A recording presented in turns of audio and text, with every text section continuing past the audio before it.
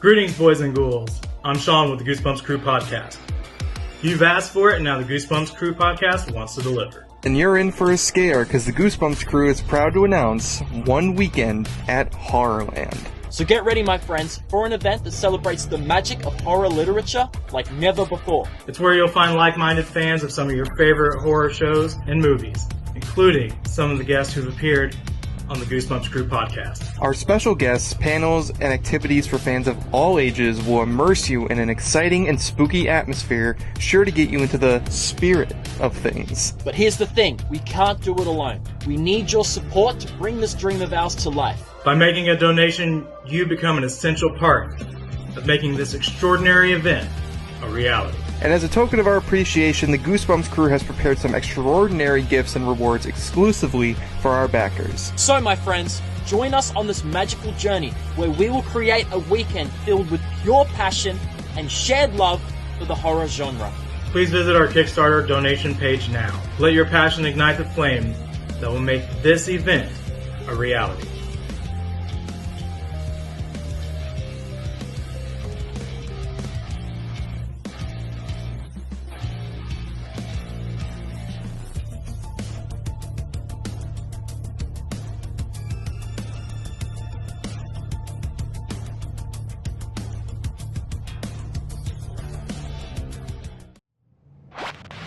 The most thrilling, spine-tingling series ever. From the pages of R.L. Stein's best-selling books, And the screams go on forever and ever. We now return to Goosebumps.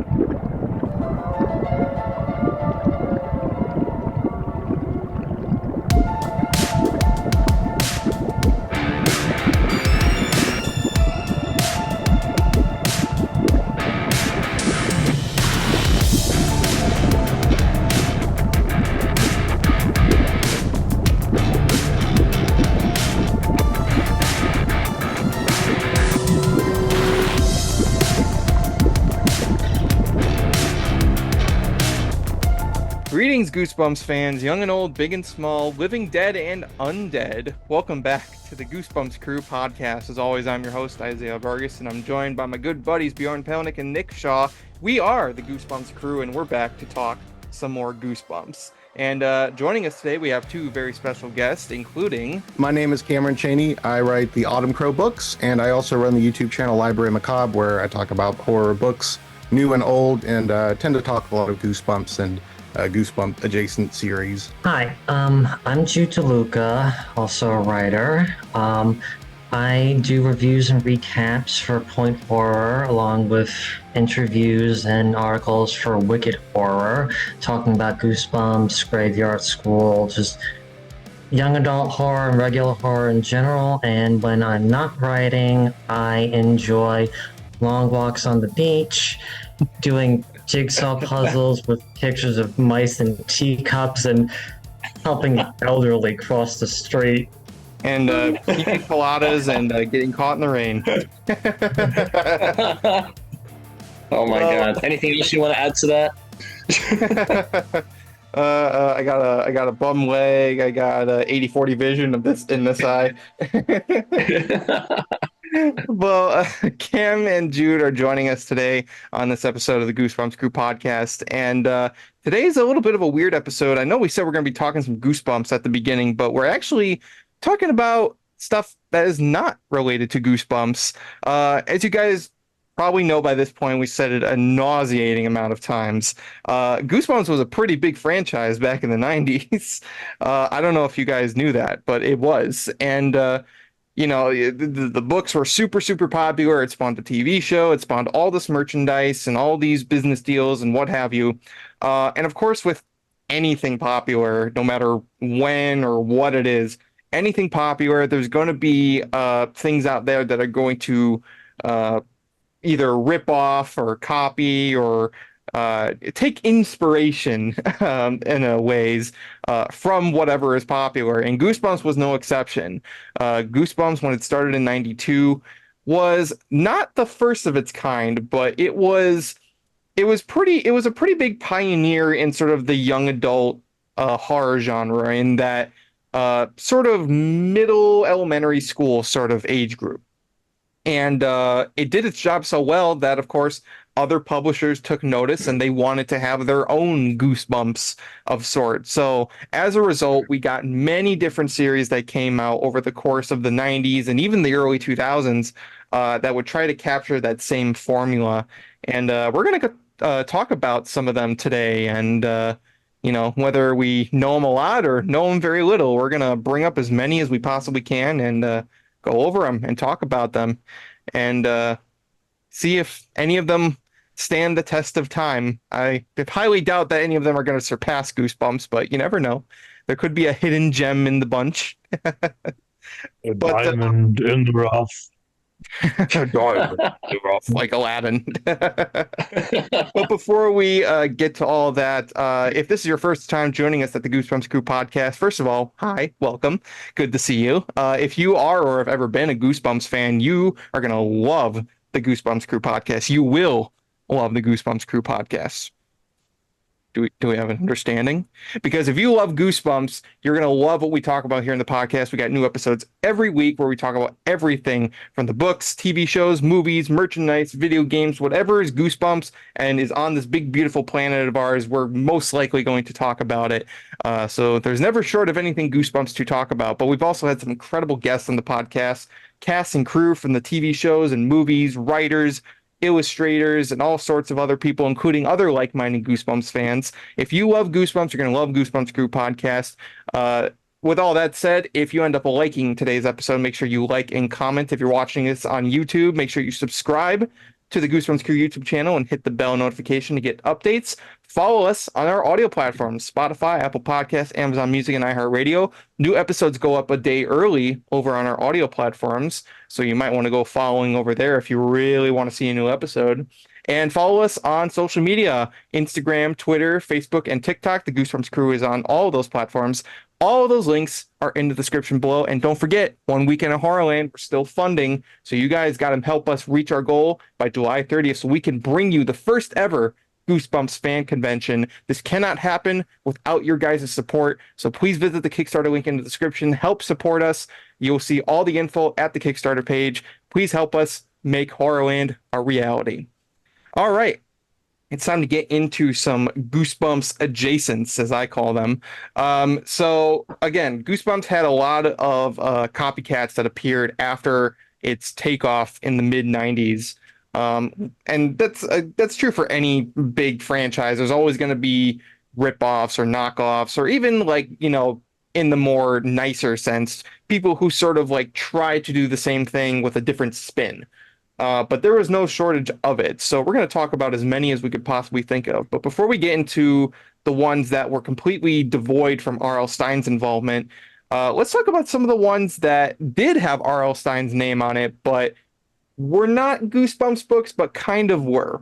And I think the best place to start off with that is a little series called Ghosts of Fear Street. Now, as you guys may know, R.L. Stine's Fear Street, it was one of the first book series that he started. It came before Goosebumps, and it was for sort of teenagers, like really young adult. You're talking high school, even college maybe, these books were being written. And they were pretty popular. And then you had this spin-off series that was for way younger kids and was very much like Goosebumps in its writing style and just the sort of concepts that were brought up for it. Now, I didn't read much of Ghost of Fear Street, but I certainly remember the book covers. Much like Tim Jacobus's art, the Ghost of Fear Street covers were very, very memorable. I remember seeing these in my school library and seeing Nightmare in 3D with the giant praying mantis and the Stay Away from the Treehouse, which was almost like a twister, and this kid was screaming trapped in it. And my personal favorite was The Boy Who Ate Fear Street. And it's just this boy with all these worms and dirt coming out of his mouth, and his face is all green. So that was always what stuck out for me the most. But what did you guys ever read Ghosts of Fear Street? Well, I definitely tried to read as much of Ghosts of Fear Street as Fear Street. Well, I focused more on the main Fear Street books. Ghost was always a bit of a on the side for me, especially because at that point they were starting to get hard to find straightforwardly from the bookstores. I'm lucky enough to say I was able to find all of the latter ones with the 3D covers are now ridiculously expensive online. But I know my favorite one is Go to Your Tomb Right Now, which was ghostwritten by Carolyn Crimmy. And after that, my two favorites were both from Nina Kuricki Hoffman, Why I'm Not Afraid of Ghosts, and I Was a Sixth Grade Zombie. Mm-hmm. That is something that was really interesting about those books is that they weren't written by R.L. Stine, like at least in like the broader sense. They were all ghostwriters, which thank God it wasn't under Scholastic's umbrella. They would have kicked his ass. Yeah. Yeah. I remember when I first opened up one of the Ghosts of Fear Street books. I had read a couple of them by then, but I finally noticed on the copyright page where they say who the real author was, and I was like, "What? R.L. Stine didn't actually write that?" It was kind of like a disappointing moment for me. Now it's like, well, of course he didn't write all those. He couldn't have. Yeah. So I read a couple of them growing up. I really liked, like Jude was saying, the original Fear Street books. I loved reading those when I was a really young kid because I felt like I was getting away with something. They were just a little more edgy and violent and bloody. But whenever I wanted something like Ghosts of Fear Street, I would usually just read Goosebumps. So I only read a couple of them. And I now have a full set of them, I'm happy to say, because they're so expensive now. So I would like to go back and kind of binge through the series eventually and read the ones I didn't read. But I really liked the first book, Hide and Shriek. I remember getting that from the book fair as a kid. And that's just like a happy moment for me of taking the book up to the front and paying for it with my allowance money and then them putting a stamp on the inside of it saying I bought the book at the book fair. And I'm like, why'd you put a stamp in my book? I was like offended by it.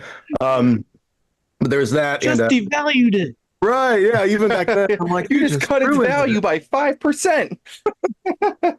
Eye of the Fortune Teller, I remember reading and really liking that one too, but it's been 20 years since I read that one, so.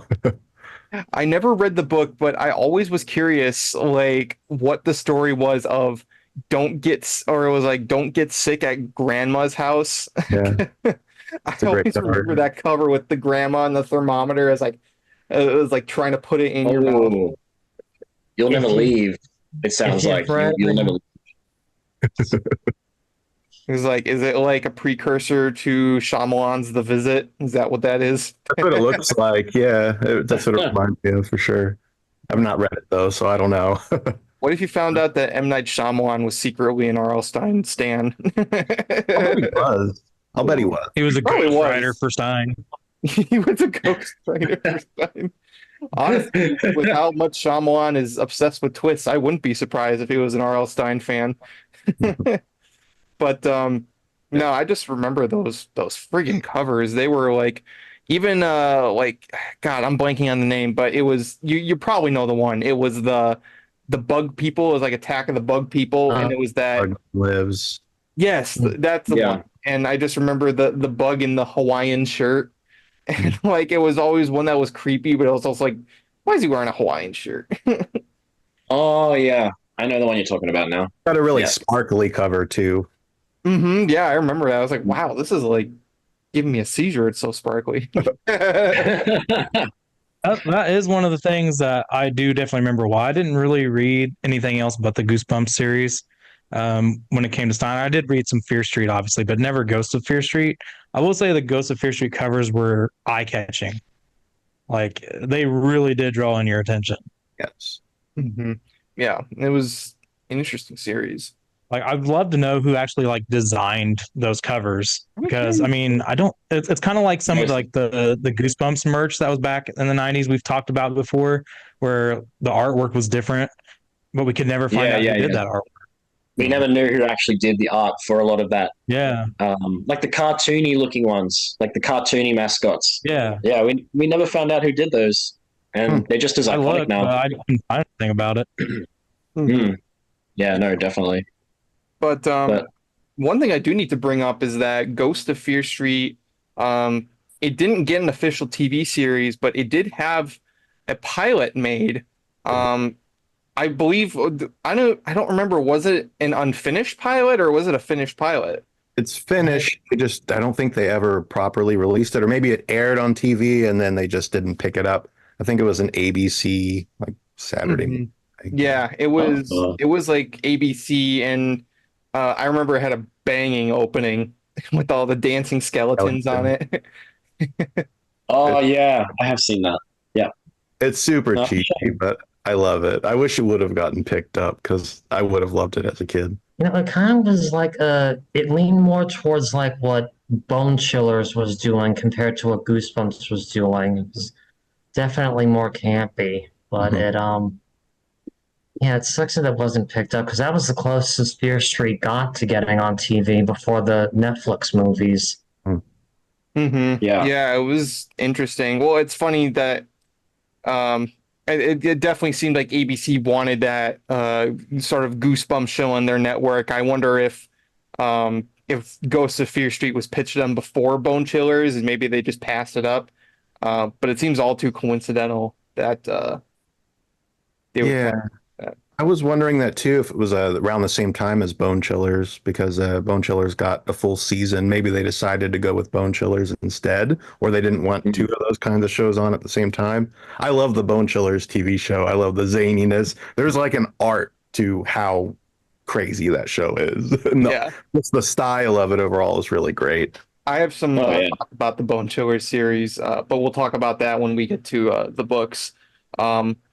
Putting a wrap over on Ghost of Fear Street really quick, I just thought I've had the urge to want to read them. I just, like you said, Jude, it's like for whatever reason they're super hard to find. I don't know what it is about those books, but I remember having the chance to read them at my school library, and I just never did.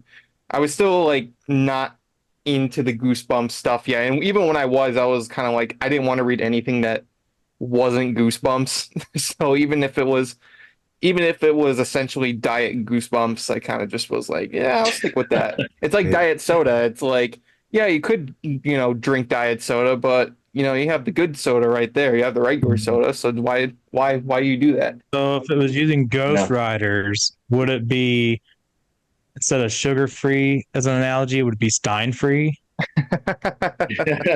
Yep, pretty much Stein free. So Ghost of Fear Street, and it was interesting because it was coming out around the same time as Goosebumps. But the next series we're going to talk about really quick is came out after Goosebumps, and it's The Nightmare Room. So as we mentioned in our episode covering the Lost Books, Stein did have a falling out with Scholastic in 1998 that resulted in him leaving and not renewing his contract in the year 2000. After that, he went over to HarperCollins, and that's where The Nightmare Room was born. Now, he was originally going to do Nightmare Room and Goosebumps Gold, but of course, Goosebumps Gold never came to be. So it was just Nightmare Room. Nightmare Room, again, like Ghost of Fear Street, is essentially Goosebumps with a different coat of paint. I don't remember there being really anything different in the writing style. I don't think there was really any, it was any more extreme or violent compared to Goosebumps. But again, I just remember those really, really nice covers. And honestly, the titles of some of the books were really good. Dear Diary of Dead is a great title. Shadow Girl. Shadow Girl. Read that one. And Locker 13 with the skull on the locker. Yeah. It's a really good I love The Nightmare Room. I love the books and the series. They're both phenomenal. Yeah. Super underrated. So underrated.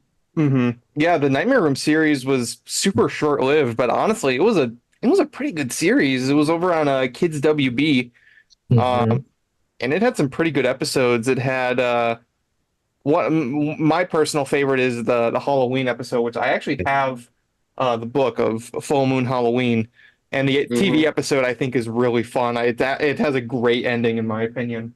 Yes, it does. Yeah. But I watched Careful What You that Wish every For Halloween. was really, really great. My favorite one, yeah, I'd say my favorite one was Careful What You Wish For with Shia LaBeouf. I think that was probably my favorite one because it had like a creepy doll, and of course, how much I love Slappy. I was like, you know, those two kind of felt, you know, in the same vein, I guess. But no, that's some big actors in that show. We've brought up a couple times, like the stars in that was insane. You even had Sting from WWF. Like, what the hell? Like, he just shows up. You know, you had like pretty much every actor from Malcolm in the Middle. Like, it was such a stellar show. Loved it. Yeah, I just John love that Kirby. whole episode. You had, you know, like actual monsters coming after this kid, and then you just had Sting, and he just wanted to beat the shit out of this kid. Yeah. Reese Well, I mean, got what he deserved, right? Just call it Reese. Yeah. Yeah, it was a good show. I remember the books coming out and kind of getting into them, and then finding out from my friends that it was actually a show. You know, this was before internet. I mean, there was internet, but I wasn't on the internet. This was early, so I was like, "What? There's a show?" So I remember tuning in that Saturday morning and watching it. Loved the Halloween episode. I still watch that every Halloween season. It's like a tradition of mine. I also love the episode Four Eyes with, it's kind of like Invasion of the Body Snatchers. That has a really good ending too. And then the books, yeah, are pretty solid. I feel like the only real difference, like you were talking about, is the style of it's got the style of Goosebumps, but the main difference is that it feels a little more like Twilight Zone. It's maybe a little more serious, maybe a little less campy than Goosebumps can be, especially toward the end of the series. Goosebumps was, you know, a little silly, a little campy and funny. Whereas I feel like Nightmare Room had less humor. It was a little straight, but overall pretty similar. I'm actually pretty glad that you brought up the similarities to Twilight Zone, because it really kind of is. I equate Goosebumps to being sort of like a younger version of Tales from the Crypt, where Nightmare Room is sort of like that younger, like Twilight Zone, even down to James Avery doing the opening narration, because he plays R.L. Stine in this show. This show had a great opening too. Like, it was like, it wasn't really like a theme song. It was just the narration with like the images, and then the kid like rustling around in bed and like having a nightmare. And it was great. It was a great way to like, the light fades and the moon rises. Anything can happen. Anything. Yeah. And then every episode ended with like, you would have like the really scary like ending shot, and then it would just be like, you know, little Tommy should have known that before he stepped foot in the Nightmare Room. It was just great, but it really did. It was like, it was more subtle in sort of its like scares. It still had like some of that campy aspect, of course, because you still had like, you know, mummies and werewolves and all that stuff. It wasn't like Twilight Zone where it was more in like the mysterious. It wasn't like outright monsters all the time. But it had a lot of that. I'm actually kind of glad you brought that up, because I was like, the more I think about the show, it was kind of like that sort of Rod Serling presenting a story sort of thing. Yeah, and I grew up watching Twilight Zone. I loved the old episodes. So watching that as a kid, I was like, hey, this reminds me of Twilight Zone. It's like it was made for me. Yeah, Do you think, I agree.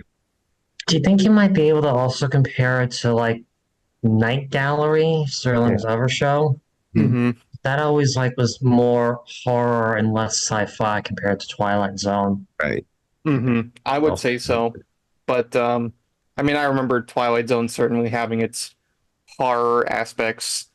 I mean, you look at the Twilight Zone movie, and personally, I think that's just a straight horror film, because they really ramped up the crazy special effects on that one. I just remember John Lithgow in the plane with the monster, like really scary monster. The one from the show is goofy looking. The one in the movie is like, I shit my pants. And then there's that scene with, is it Dan Aykroyd in the car where he turns around a bit? That scared the crap out of me as a kid. It's like he's the one guy in the driver's seat is like looking over at him. He's just like smiling, and then all of a sudden, like Large Marge and Pee-wee's Big Adventure. It scared me so bad. It's such a weird scene in that movie. It's like Pee Wee Herman, and all of a sudden you got that creepy stop motion effect in that movie. It's like freaks the hell out. Came out Yeah. of nowhere. Yeah. But yeah, Nightmare Room. I mean, I was too young at the time. I was alive, but I was way too young to be watching that at the time.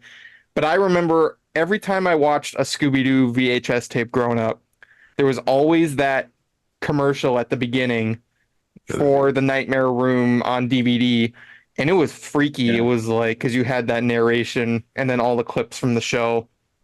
You had the shot of the diary with the beetles or the bugs coming out of it. Yeah, yeah. Oh, actually, that reminds me.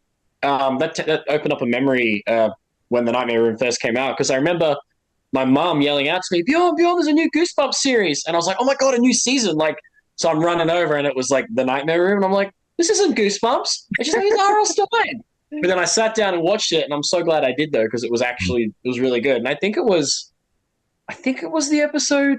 Oh, what one was it? I think it was the Halloween episode. I'm pretty sure that was on TV, but. Yeah, it was like, yeah, she tricked me. She's like, "Oh my god, Goosebumps is on," but it was the Nightmare Room. And then But, she locked the door behind you.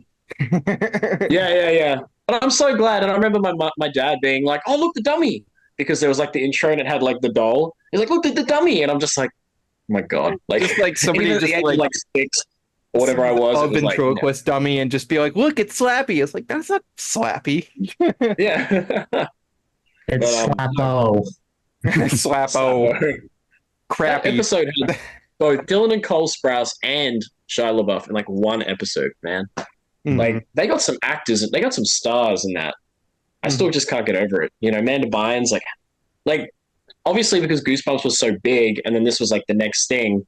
It's like they must have all watched Goosebumps, you know, when they were kids. So they were like, "Oh hell yeah, I want to do this." You know, More than they must have likely. been fans.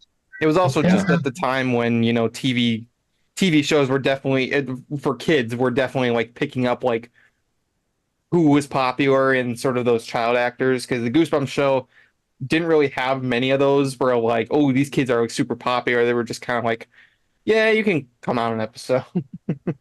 Yeah, they became bigger later. Some of them. The biggest actor you had probably at the time, Mr. Adam West, I would say, at the time.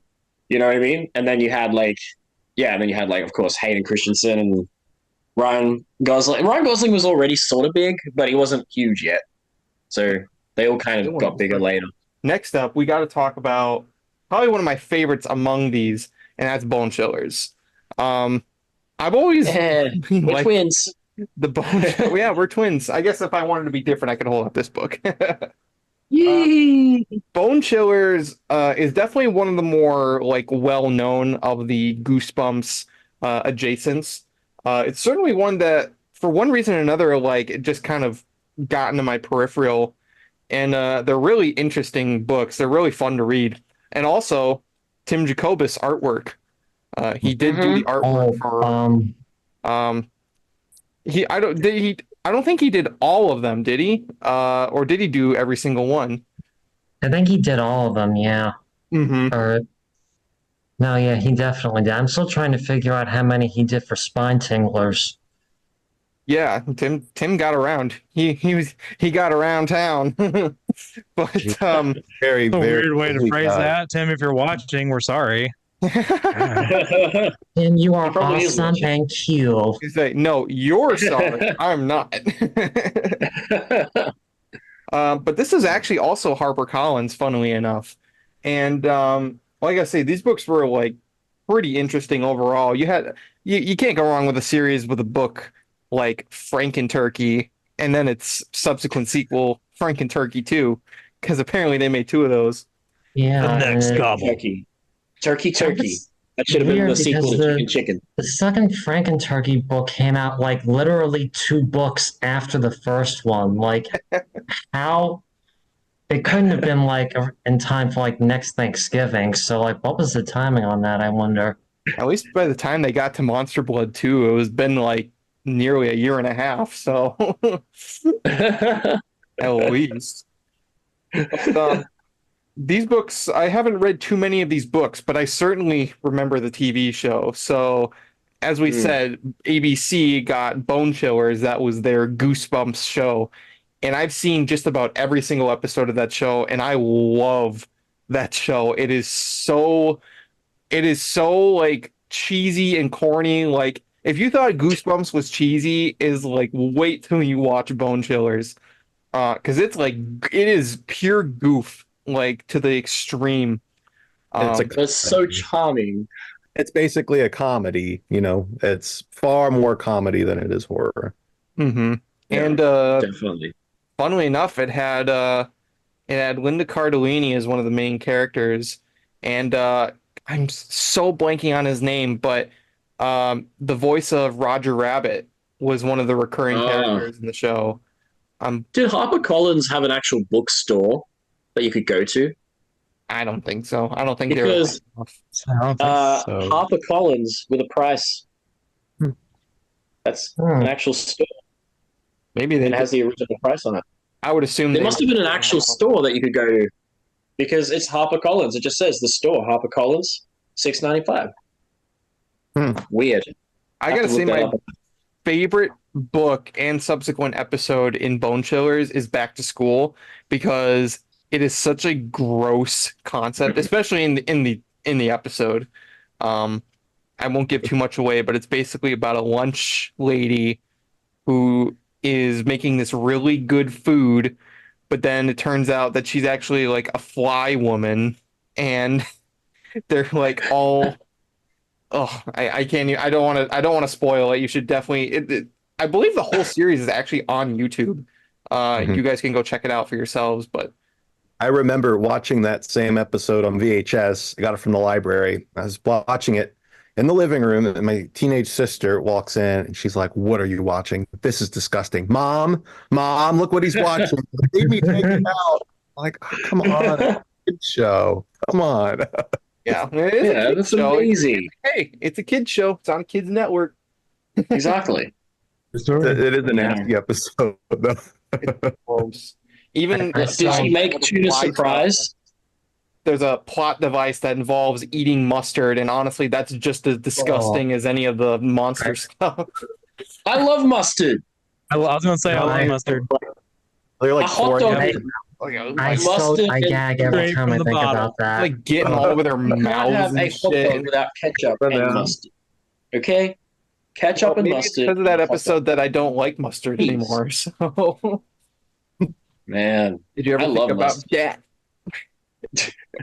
Everyone used to call me Dijon because my name's Bjorn. They used to call me Bijon Mustard.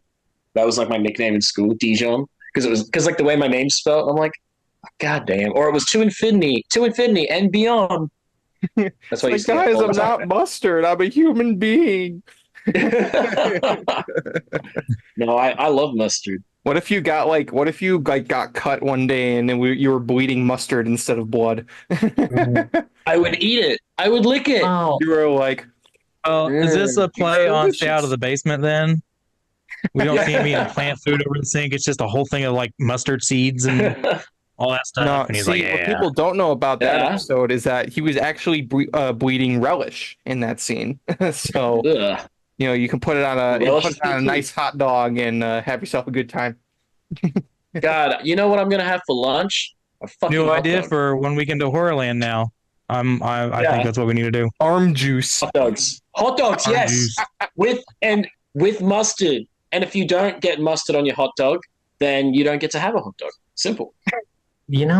Some of the Bone Chillers books were also ghostwritten. Like I think around like book 10, it stopped. They started saying like Betsy Haynes's Bone Chillers, but they weren't written by her. And it's funny because a couple that I've read that were ghostwritten tried to imply they were in like the same setting because they mentioned like the high school from the TV show Edgar Allan Poe High.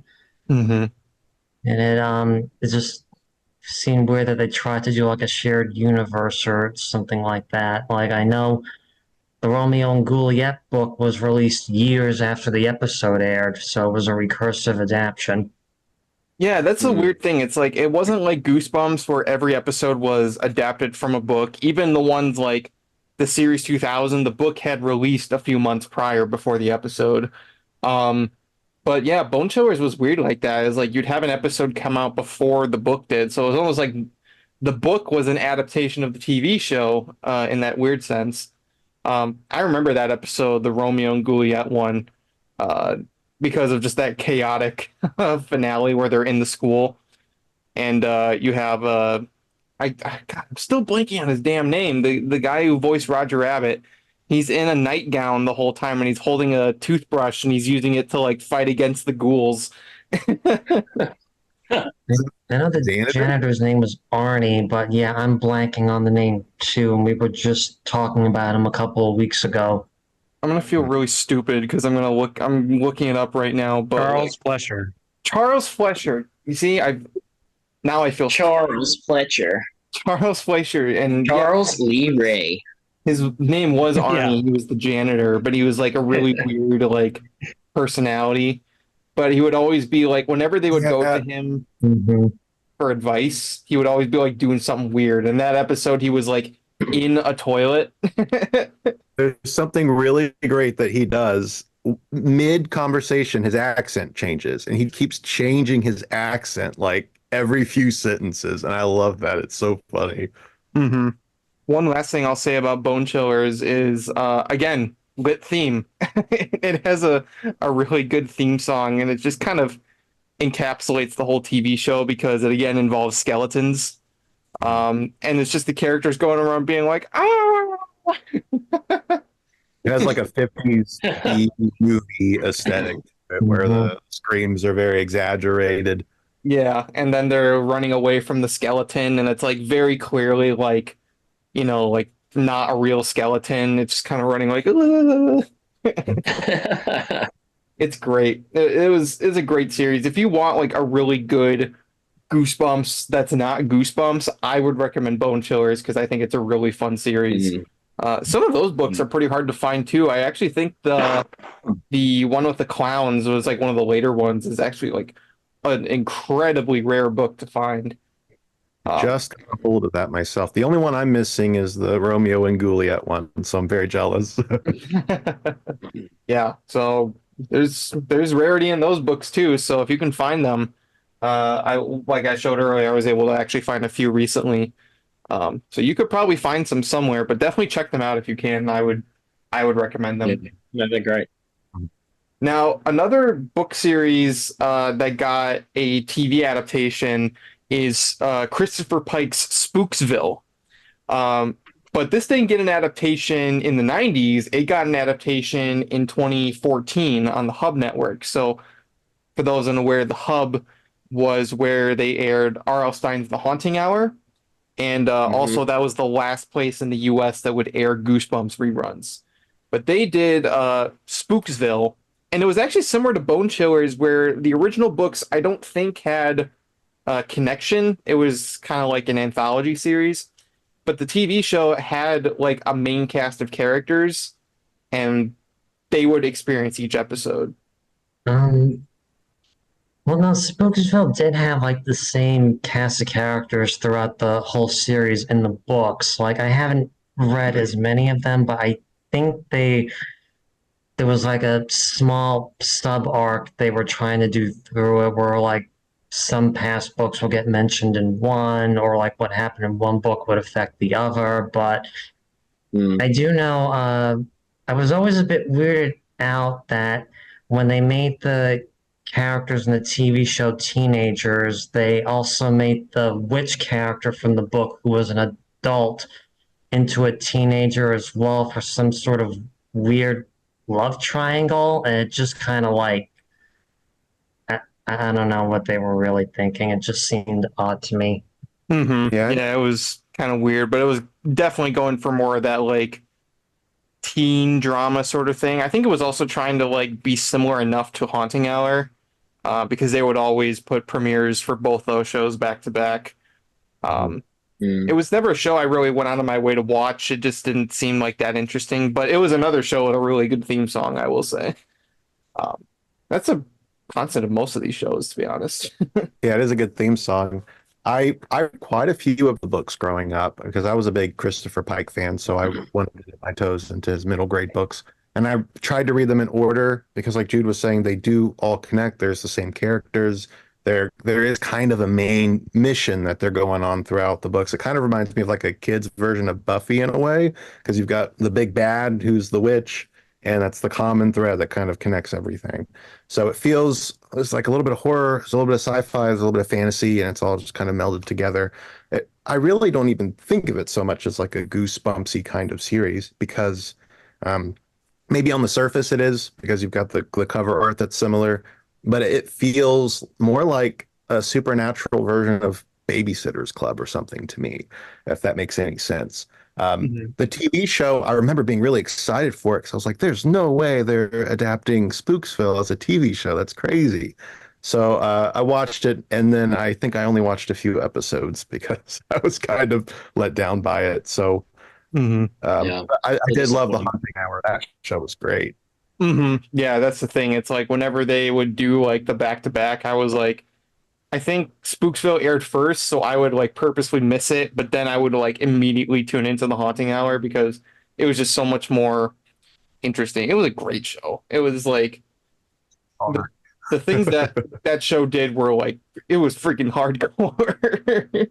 It didn't give a fuck about the kid. I remember that Scarecrow episode from Haunting Hour and watching that with my younger siblings because how old was I when Haunting Hour came on? I was like 18, 19. And my siblings were younger, and I was like, well, this is great. I can show them this and kind of expose them to horror. And we watched that Scarecrow episode, and they just kind of sat there like, what was that? And I'm like, sorry, guys, that was kind of intense. Yeah, or the Pumpkinhead episode, like that was freaky episode. Creepy. That was freaky. And then that sequel they did, oh my god. Yeah, it was the Catching Cold with Rowley. And Mascot was freaky as hell. The Dream Catcher. Yeah, so many iconic episodes. If you haven't watched Haunting Hour, do yourself a favor and watch Haunting Hour because that is like such a well done show in every single way, and it is freaky. Like it's not like Goosebumps where like you'll maybe have a laugh here or there. It's like there's no laughing. You're just gonna be freaked the hell out if you're a kid. Yeah, definitely.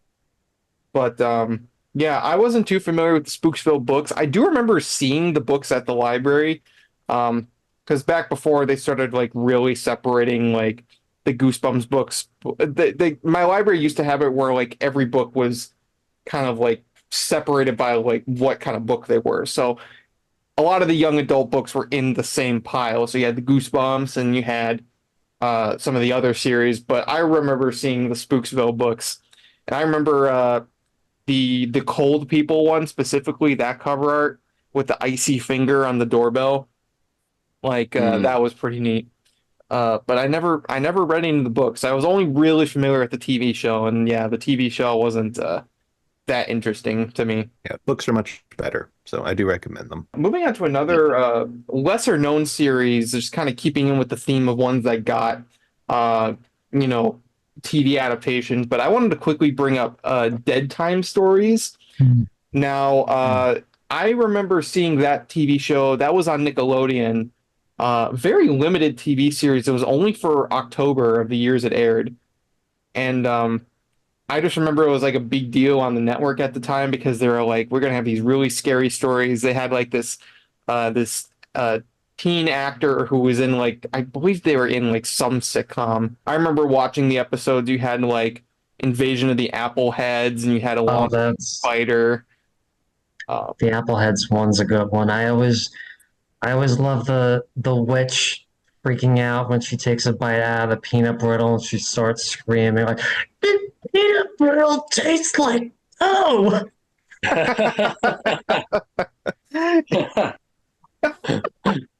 That's great. Peanut brittle's delicious. I love peanut brittle. Where's the peanut brittle?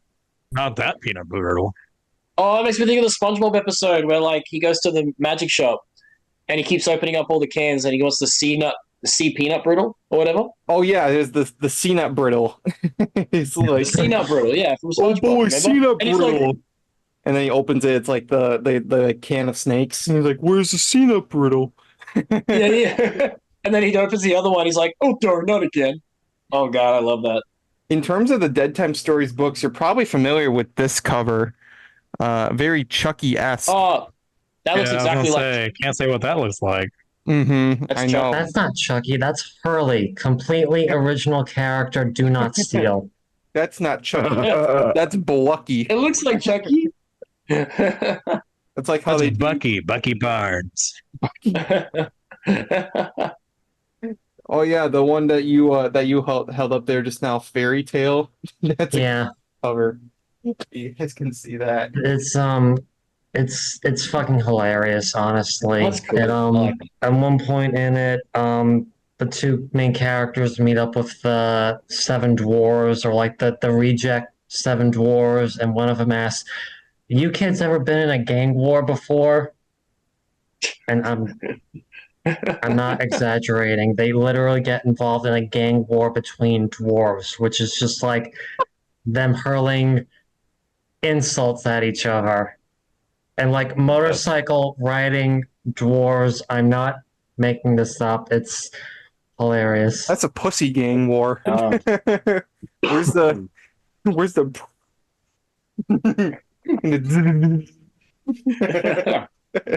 and the drive-bys.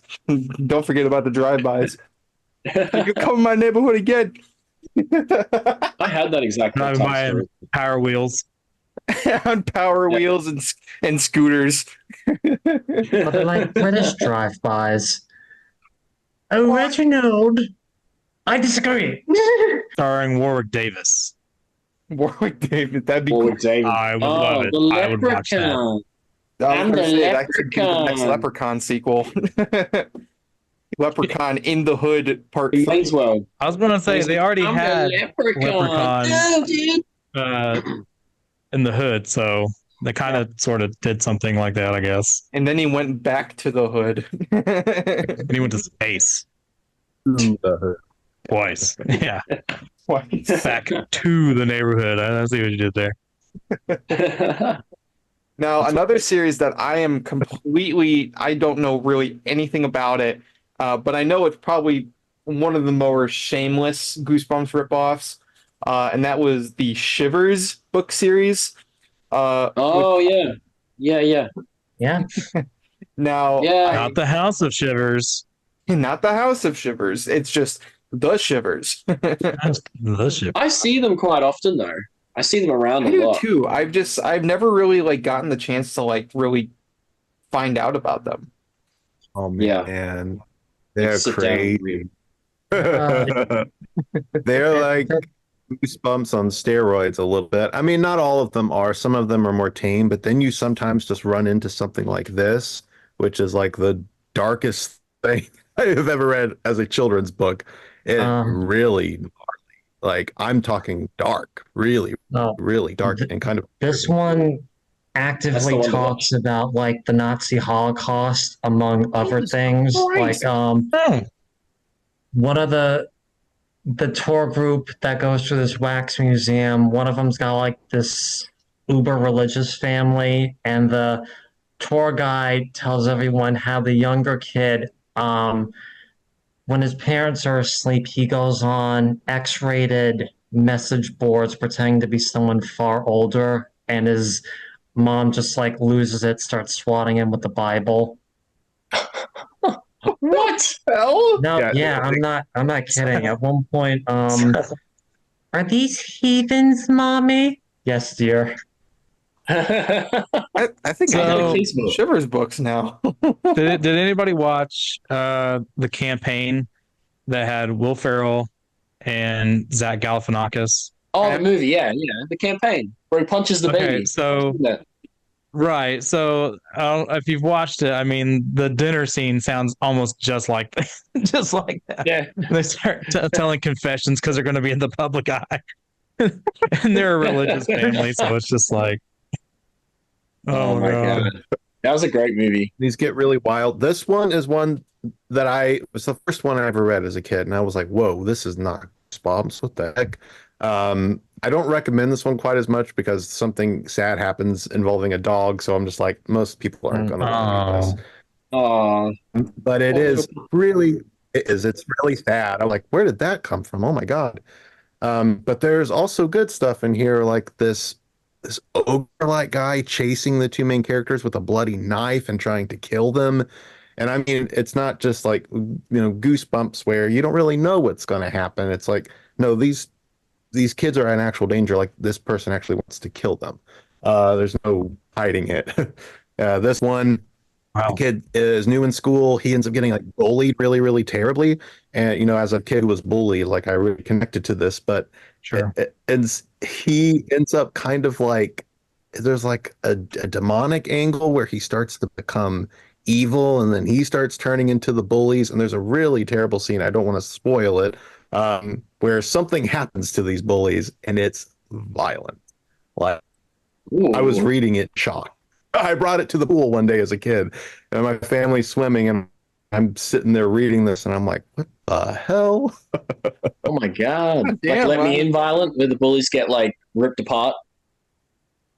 Basically, yeah. Oh, jeez. Wow, like before you guys told me all that, I was like, it must have been just like, another Goosebumps. But I think I got to read some Shivers books now. Yeah, that's what I'm saying. It doesn't sound like these books at all. Yeah, they got pretty dark at times. Mhm. One of them, Creepy Clothes, is about these two kids who learn that their dad and aunt were like abused as kids by their stepfather, and the Forgotten Farmhouse has these kids who encounter these ghosts who were like pioneers that were brutally murdered, and like the ghost daughter has got like the top of her head blown off, so like she's like brain damaged, and the brother can't really talk because he got like shot in the throat, so his head is described as like hanging like this. And What? but they could be kind of like ew at times. Like Ghosts of Devil's Marsh has like a magic black woman character who explains to the kids like how to deal with the ghost, and that's kind of how much I've encountered first. Oh, Ghosts of Camp Massacre is tries to talk about like colonization and racism, and I'm not sure how well it does that because the main character is so annoying. That means unable to enjoy properly for those who didn't know. And if anyone's read the book, they'll get the reference I'm making. Wow. Holy moly. That's incredible. I'm gonna go look for Shivers books now when I go to the book fest. I gotta look for some of those books. They sound freaking awesome. Yeah. Hell to the yeah. Yeah, if somebody would have described those books to me back when they came out, yeah, I would have been a bit more inclined to jump on that series. Well, I was going to come into this discussion being like, there's been people saying that the reason Stein is named Shivers in the Goosebumps movie is a knock at those books. And that was going to be like my big joke. Now I don't want to joke about it. I'm like, wait, so are you saying after we read these books, we might be the Shivers Crew series channel? Like, I don't know if I can go to that part. Shivers Crew. The Shivers Crew. I will say there are some of them that are a little, you could tell they were rushed, or they're a little weak, or there's some that aren't quite as scary or anything, but then just every once in a while you'll just hit one and it's just blows your mind. So it is worth checking some of them out. I think there are some gems hidden within the series overall. Oh, well, definitely. No, definitely sounds like it. I mean, I think the darkest I ever saw Goosebumps get was probably in series 2000. Maybe Headless Halloween, because the whole time you think something's going to change, and then the end of the book comes, you're like, no twist here. This was really where it's just like, no, you're just freaking dead, man. You are Revenge on Us, man. And you are dead. That's as dark as you can get, honestly. Revenge on Us. Yeah. They need to put Mike Abril in jail, I swear to God. Yeah. It's like, I wonder Ghost where that camp. psycho murderer is. I hope we don't die. Ooh. God damn it. Well, there's God. definitely one that I know you guys are probably really well versed in, but I don't know anything about these books. Let's talk about the Graveyard School series.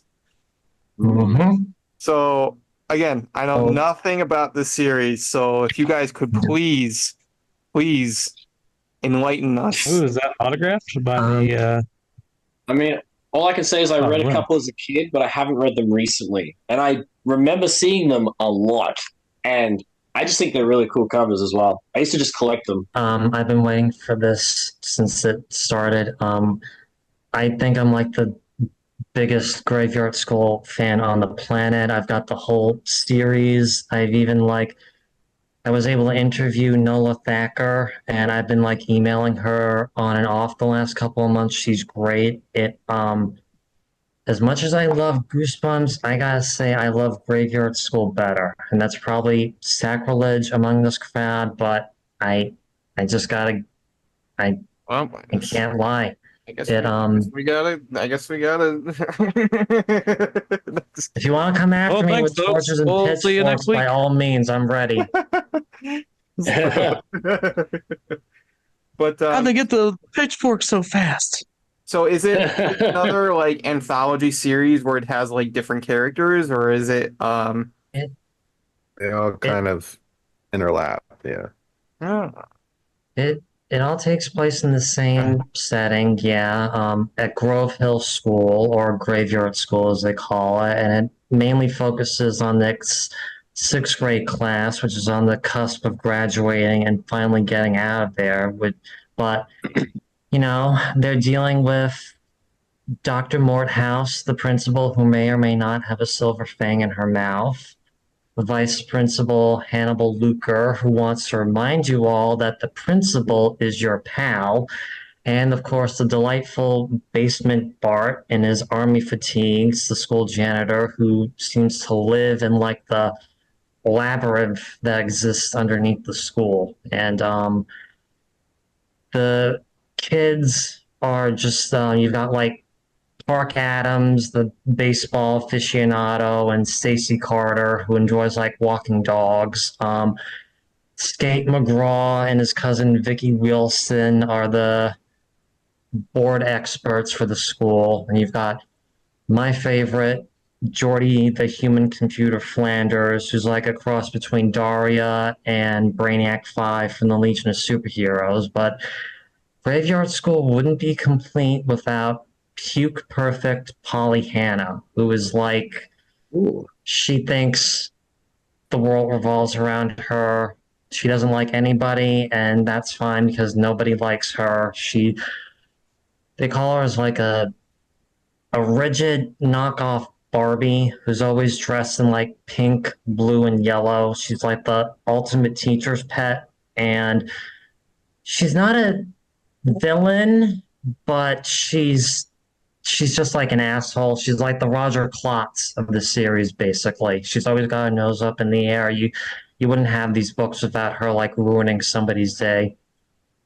Sounds like Isaiah. Yeah. I ruined people's day. To a T. It says draw your new pet on the back of the book, and someone drew a cat. And some weird looking. What is that? What is that? I don't know. But that's what they drew. That's the mom from Cry of the Cat. Yeah, that's what I was say. going to say that character That is especially was creepy. kind of an inspiration for the character in my book. What am I? It says, "What am I?" What am I? It's activities in the back. I remember when I went to a thrift store when I was a kid, and I remember asking if they had any Goosebump books. And she's like, "Yeah, we do." And she brought these out. And I was like, "They're not Goosebumps." And she's like, "Oh, I thought they were." I'm like, "Doesn't say Goosebumps on them." They're not. You work in a library? Who are you? She didn't even work here. Pulls off her mask, and she's a little gray alien. And she goes, I actually came across some of those books at Half Price Books the other day, so I was curious because I knew we were going to be talking about that series on this episode, and I saw they had one that was like "Don't Eat the Mystery Meat" or something like that. Then there was Slime Lake, and Slime Lake, the ghost in the bathroom. That was I like that one. I like that cover.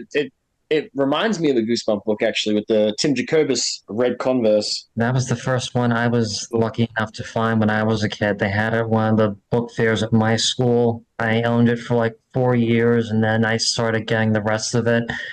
I was lucky enough to get the bulk of the collection from an auction on eBay in like 2004. And then by 2008, I had the rest of them. How many are there? They got super rare. 28. 28. Graveyard School. It's funny how Yeah, 27 to series go. got super rare as they went on. It's like you'd think there'd be one series that was like not rare at all because nobody wanted to read it. It got canceled Apparently not. because of Goosebumps. Like the publisher got bought by Really? Scholastic, and Noah Thacker said that they didn't want another young adult horror book competing with it, so it got canned. So I'm fine with it. I'm fine. You're fine, but you're We not. can see that. But you're not. We can see that. You hide it well.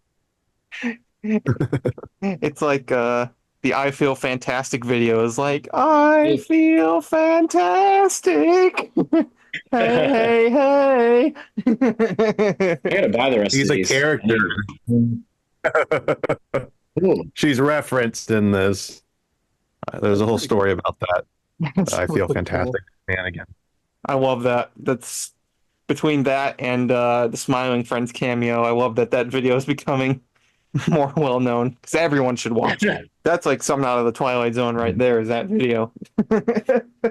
I got to bring up another series that is more similar. I don't want to say it's not exactly a ripoff of Give Yourself Goosebumps because Give Yourself Goosebumps was a ripoff of Choose Your Own Adventure, but there was another Choose Your Own Adventure that was horror themed, and that was Choose Your Own Nightmare. The only thing I know about these books is that I distinctly remember the cover for Island of Doom. So it was a Venus fly plant with an arm sticking out of its mouth, and there was actually some blood on the cover, which was weird that they put that in a kid's library. But I remember that cover, and then recently I came across it again, and I was like, whoa! I had like an Anton Ego moment where I like flashed back to seeing that in my school library. So, but I'm curious about those books. Did they have any merit in them? I haven't read any of them, so I don't know. Oh, Well, if you've read Give Yourself Goosebumps or Choose Your Own Adventure, then you've read Choose Your Own Nightmare. But they had illustrations in them by Bill Schmidt, who did the covers for Fear Street. And of the few I've read, they could get pretty wild sometimes. One of the Halloween books, Attack of the Living Mask, one of the storylines has the reader getting chased by vampires, and one of the good endings brings you into a diner where this elderly waitress, you tell you're being chased by vampires, and she says to the chef, "Oh, hey, the vampires are at it again," and they just like stake them all and then offer the kids like pumpkin pie for their troubles. Pumpkin pie. Oh, I love pumpkin pie. yeah. Can you hold up that Love cover pumpkin again? pie. Pumpkin pie and hot dogs for lunch. Okay, I must be my brain must have been like blocking these covers out of my mind because I remember seeing that one too. I think my class had like a stock of those books or something because I remember that one too. Oh, that's so weird. It's like I The completely nostalgia. Yeah, The nostalgia. nostalgia of it all. Yeah, Ooh, they got what's that? cool illustrations. Yeah. I didn't know about these when I was a kid. I'd never seen them until, I don't know, maybe the past few years I started to find some. I still haven't read any of them, though. So, yeah, I can't attest to how they are. But they do just seem to be, Give Yourself Goosebumps. I loved the regular just Choose Your Own Adventure books, but if I had known about these, I would have been really excited to read them as a kid. Mm-hmm. Yeah, definitely. I mean, like I said, I couldn't imagine. I've never heard of those. Super different from just, regular choose your own adventure. Even Give Yourself Goosebumps was just choose your own adventure with, a Goosebumps coat of paint on it. So Didn't Stein write a couple of those himself, I think, or one of the knockoffs? Just the plot. I don't. Oh, right. yeah. So Just the basically, plot books. Yeah. just the basic plot. Yeah. So, but there was one thing that came from those books. Jude, you were able to show off that there was a computer game based off. Yeah. This is actually how I found out about it when I was a kid. My dad and brother and I were we were shopping in a nearby mini mall area in one of those like 99-cent stores, and we found the box with this. It came with one of the books, but I lost it years ago. But I've held on to the game ever since. They were made by Brilliant Digital Entertainment as part of Multipath Movies, and they did a couple of them beyond this. I've got Night of the Werewolf and The Halloween Party, and they also did, I think, How I Became a Freak, The Evil Pen Pal, Biting for Blood, and one that was about a mummy book. I don't remember the exact name because I think they changed it. And you can find the playthroughs for them on YouTube. I know the How I Became a Freak gets pretty wild. Like in one of the bad endings, because the player character gets deformed, he's wearing a hockey mask over it, and one of the police officers freaks out thinking he's Jason Voorhees and guns him down right there in the police station, and it ends with like your character in the police morgue. I think even Oh my god! in the What? Evil Pen Pal, one of the endings has the titular Evil Pen Pal sucked out of an airplane into the engine, and the main character's like, "Wow, he's gone." Yeah. Oh my goodness Wow. That gracious. sounds amazing. That- Just saying, this sounds amazing. Like, wow, these series got dark. Holy crap!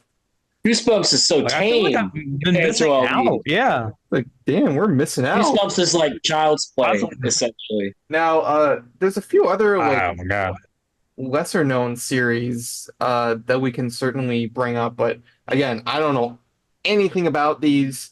But there was another one that you had mentioned earlier called Spine Tinglers. Mm-hmm. Yeah, I do know that one too.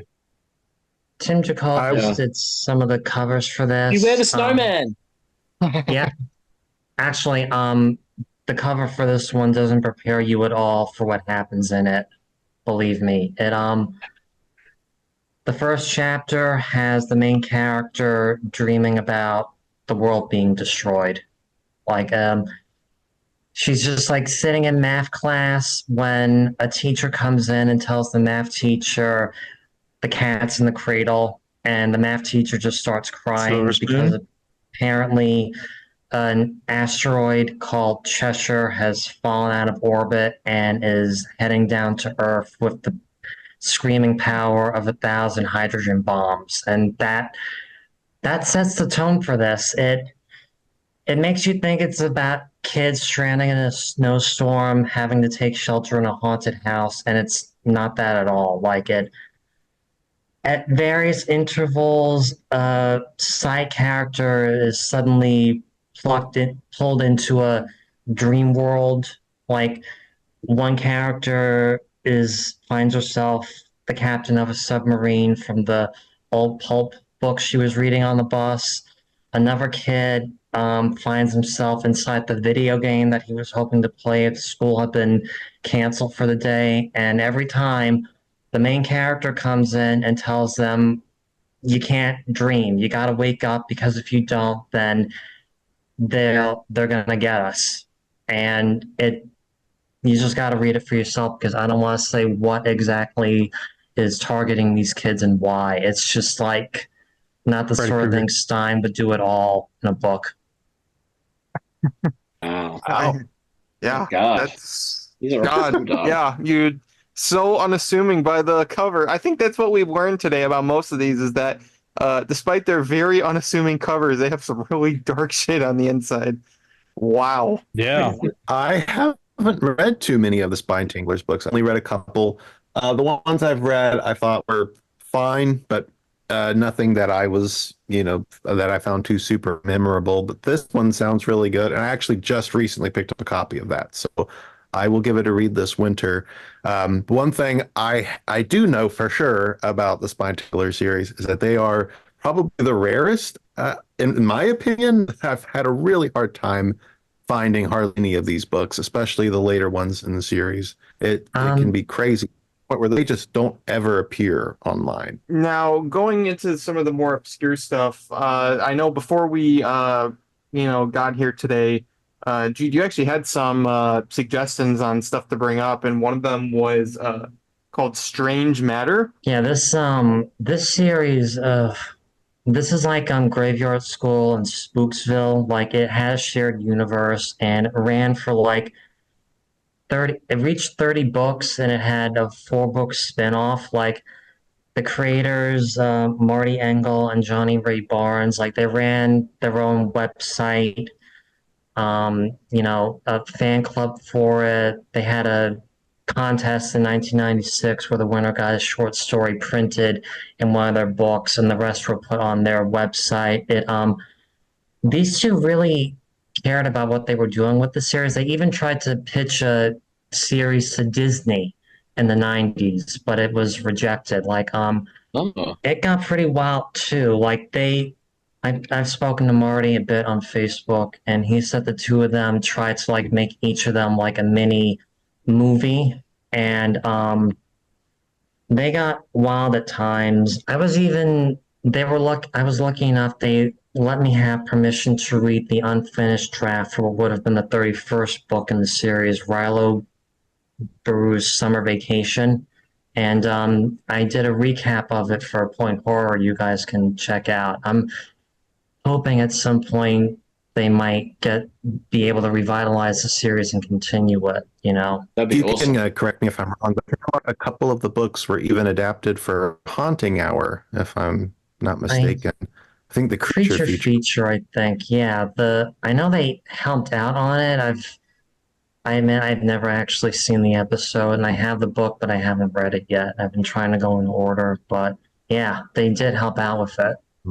That's really interesting. I didn't know that. And then one more series I have on my list is another one that you had brought up before was Hair Raisers. Yeah. Oh, I remember Hair Raisers. I haven't done enough research into this, but there was a kids' horror boom in Australia during the 90s as well. I know Paul Jennings wrote a lot of young adult horror back then, and his series Wicked, that got a cartoon adaptation in 2000s. You can watch the episodes online. I've only actually read one of the Hair Raisers books. Yeah, that's him. Yeah. And but also some of Jennings' stories were adapted for a live action show in the early 90s called Round the Twist. And that was kind of like the sort of childhood show. I've only seen one episode. There was the Scarecrow thing. Is that it? It was an episode with a Scarecrow. Terrifying. Yeah. Scared the shit out of me. That was so big here in Australia, that show. I've been to the location where they shot that. The big lighthouse. Oh, cool. It was like a school excursion thing, literally, to go there. Because it was such a big thing here when they shot that. Mm-hmm. Yeah. I never watched Round the Twist, but I am familiar with it. With all my Fox Kids commercial hunting. I've seen a lot of catchy intro. It had a very catchy intro. Have you ever felt like this? When strange things happen when you're going around the twist. Man, that was huge. Yeah, I loved it. I had the CD with the song on it when I was a kid. I think they did a comic adaptation of one episode. I keep forgetting to look for a copy somewhere because I'd like to add it to my collection and at least do a recap of it. So we've gone over a lot of plenty of series today. But do you guys have any maybe deep cut sort of young adult horror series that we haven't mentioned yet? I did want to mention briefly Doomsday Mall. This was only 6 books long, and it was published by the same people who did Graveyard School, Skylark. And funny enough, this was also about a haunted hill, like specifically a mall that had been built over what was known as Hangman's Hill. And so like every book was about a different ghost of somebody who'd been hanged in the past. And one of them, The Beast, is about like 2 kids who are stuck in a virtual reality sort of thing, having to play through a immersion video game, and each of the levels based on like a fake horror movie. And what always stuck with me is that the first level is based on a movie called Mutants of Oz, which is apparently a movie where someone dropped a nuclear bomb on the Emerald City of Oz. And I've always sort of had like a minor Wizard of Oz fascination ever since I was a kid. Me and my brother, like my mom, was super into it. And it just amazes me that no one else had thought of doing something like that for real. You know, I loved Wizard of Oz and Return to Oz, which was one of my favorite movies ever. Return to Oz was terrifying. It was like a 90s one or 80s? Late 80s? It was 90s, yeah. 80s. It was freaky. With young, how do you pronounce her name again? Roosevelt.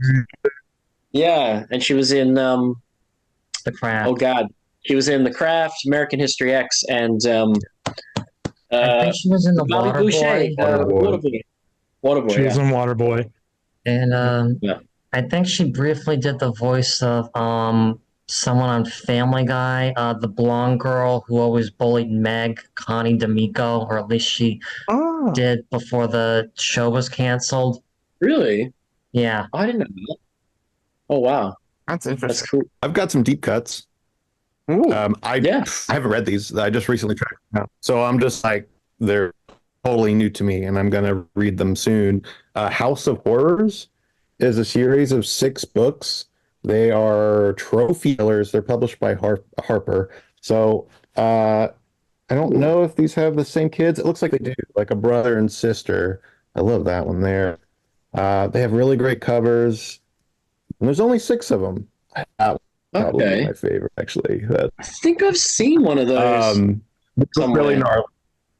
I have one, but I've never read it, unfortunately. I do know Yeah. Suzanne Wen, he did like the barcode tattoo, if I'm remembering right. Yeah. I remember the barcode tattoo. That was a point thriller, I think. Like a later one, a point horror. Spider Worlds? Yeah. I don't know. They look pretty cool to me. I don't like. They've got really colorful covers, and then this Polar Gothic. It's a French. Oh, that's series, and it's French. Oh yeah, yes, it's a French Goosebumps series that I don't think ever came out in the English language, so you can only get them in French. But I found one, and I read French, so until I learn French, it's just going to sit on my shelf. So I use like Google Translate, but everybody knows it doesn't work really well. The Goosebumps book it's just are the cool same to as have it, those. and I'd eventually like to try. What's that? Bought on the Goosebumps French books. Yeah. Noticed. Yeah, I think a lot of French books all look kind of the same. They have the same kind of design. Well, I guess one more series I want to talk about really quick. This is not, Of course. this is not really much of a. Actually, no, it really is a rip-off series, but in the sort of goofy sort of way. We got to talk about Gooflumps. Oh, Gooflumps. So these are, obviously, these are parody books. Straight parodies of Goosebumps. And there was only 2. And And That's all you need. I love these because it's very much down to like just the design of the cover to the name. I love all the stuff on the cover. So it says, "This is not a Goosebumps book." Just aware. And then Buy two, that's it. Yeah, buy two, that's it. But it's better than a Goosebumps book because it's got rapping in it. Mm-hmm. Yeah, it's like this is a very nice. It's got what kind of rapping is it? Like, what kind of rapping? Like Zach Baby TV Goosebump and rapping, or no, not that kind of rapping. I'm a liar. That's what I'm better qualities. We're goosebumping. I love down Sappy, here happy. an Slave. unauthorized parody. The Mass Mutant, yeah, he's a bad dude. Oh god, that song's in my head now. And it's all about the Mass Mutant, like in his rap, man. But what is that? Have any of this? I've seen that before. Goosebumps.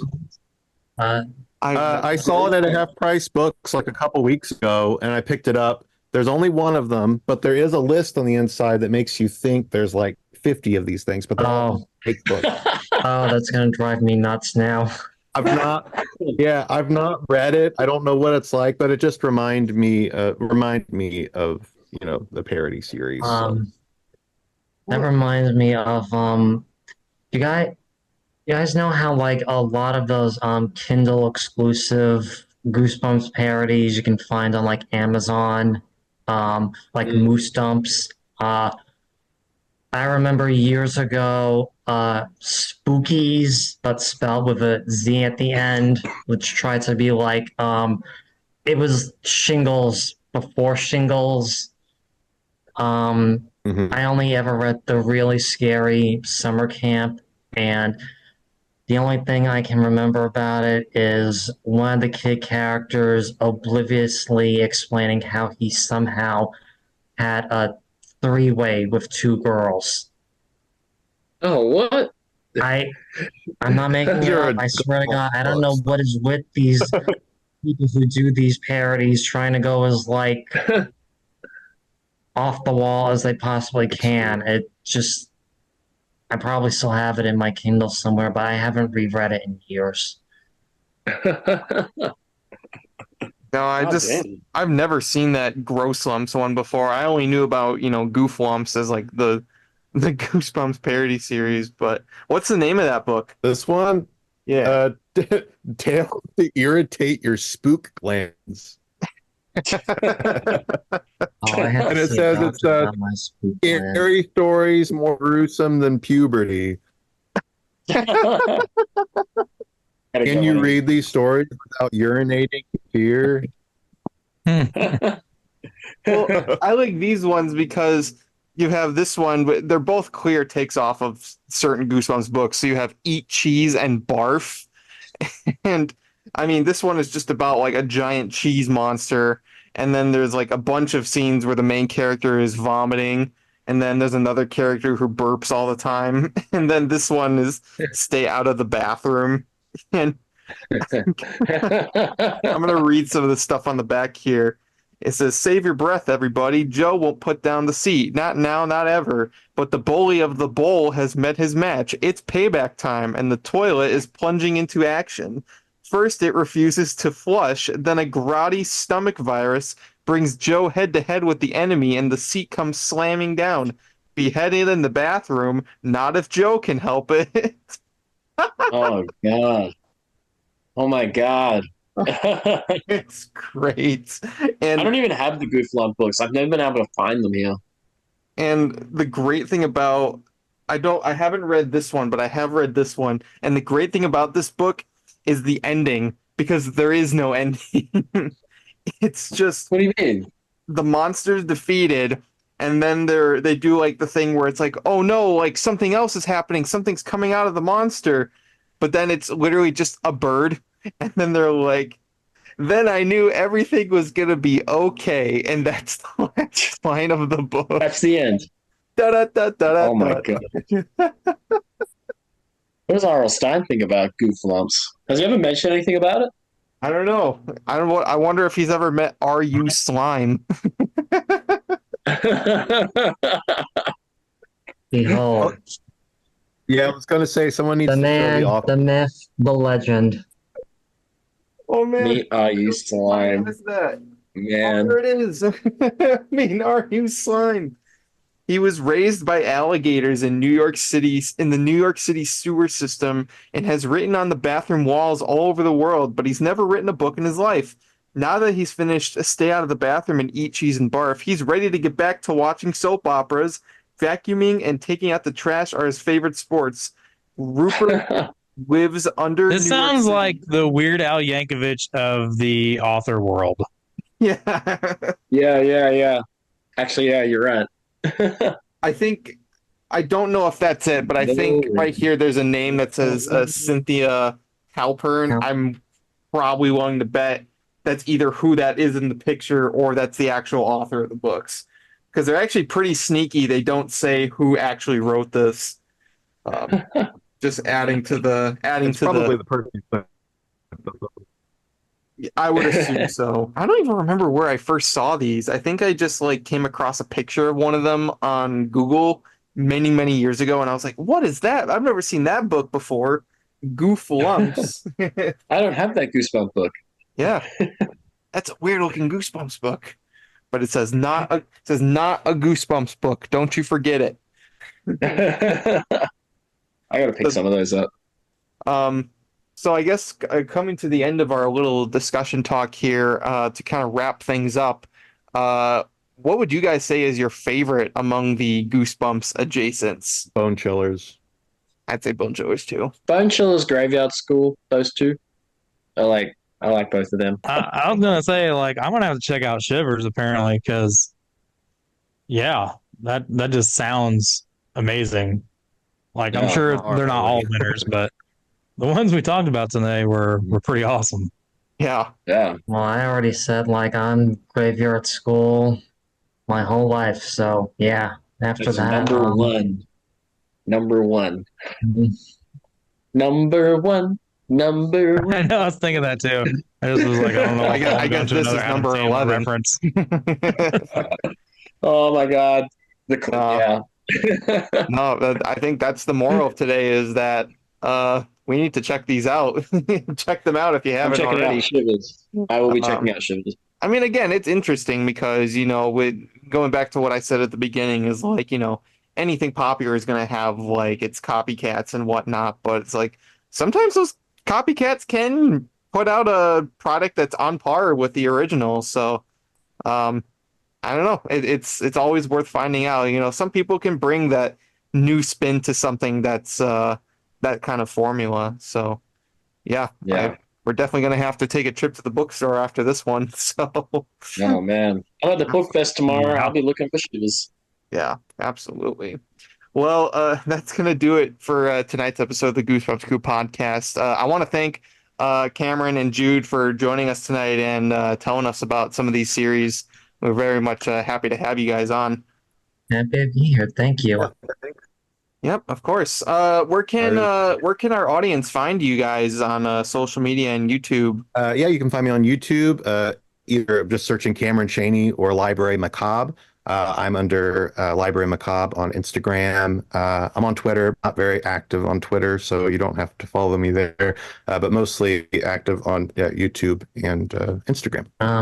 You can just basically find me wherever as Jude DeLuca. I use the same name on pretty much everything: Tumblr, Instagram, Twitter, or I guess X, Blue Sky, Facebook. Yeah. Awesome. And you can also find Jude over on pointhorror.com and wickedhorror.com. He writes articles over there on books similar to what we talked to today, as well as any other horror books. And so please go check out Cam and Jude. I'll put links to their social medias in the description below so you can check them out. Go show them some support. And as always, make sure you follow the rest of the Goosebumps crew, Goosebumps Us, Fan Beyond Panic, and Shaw and Nick Shaw on their social medias and their YouTubes. They really do deserve it. Make sure you subscribe to the Goosebumps Crew YouTube channel. Follow us on our social media platforms, Instagram, Twitter, Facebook, and TikTok.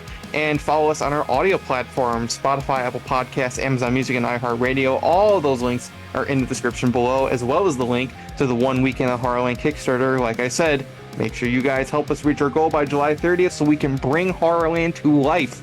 We need your guys' support to make that happen. So please help us. All those links are in the description below. We're going to have a new Goosebumps Crew episode for you next week. But until then, this has been the Goosebumps Crew Podcast. From all of us here, we as always want to wish you all to take care, stay safe, and have a very scary day.